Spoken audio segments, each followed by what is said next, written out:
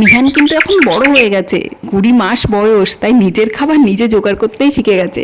তাই ওকে নিয়ে আমি যাব এখন, সামনেই একটা দোকান আছে, ফলের দোকান, সেখানে। আর বাইরে বেরোলে ব্যাগটা ওর হাতেই দিতে হবে, আমি যে নিয়ে যাব তা হবে না, ও নিজেই বয়ে বয়ে নিয়ে যাবে। দাঁড়াও, আমিও যাব তো বাবা, আমিও তো যাব। দরজাটা বন্ধ করে দিই। চলো চলো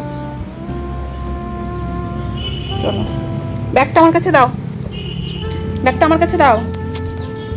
দাও, দেবে না? তুমি ধরবে না আমি ধরবো? আচ্ছা আচ্ছা, ধরো ধরো ধরো, ঠিক আছে, চলো চলো চলো চলো চলো। ও, হাতটা ধরতে হবে আমাকে, চলো।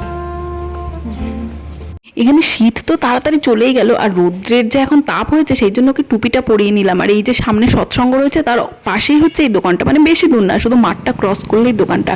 কিন্তু আমি যেটা নিতে এলাম সেটাই তো এখানে দেখতে পাচ্ছি না, নারিকেল নিতেই মানে ডাব নিতেই এলাম, কিন্তু ডাব ছাড়া সবই আছে। তুমি টেনে নিয়ে যাবে, নাও নাও, চলো চলো চলো, এসো আস্তে, এসো এসো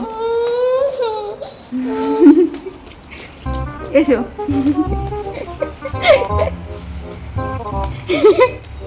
বাপরে বাপ, আমার কাজ করার লোক। ওই পর্যন্ত দুষ্টু, দুষ্টু, ওই পর্যন্ত। বাবারি বাবা, ঠিক আছে, দরজা খুলি। ওটা ব্যাগটা মনে থাকো, ব্যাগটা নিয়ে আসো, ব্যাগটা আনতে হবে ঘরে। আনো আনো। বাপরে, ও, এটাই হচ্ছে আসল কারণ, ওর ভিতরেও দেখবে ব্যাগটা এনে যে ওর ভিতরে কি আছে।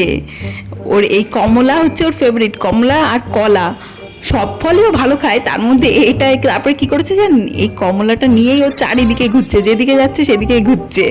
এখন ওকে একটা ছাড়িয়ে দিই, ও খেয়ে নিক।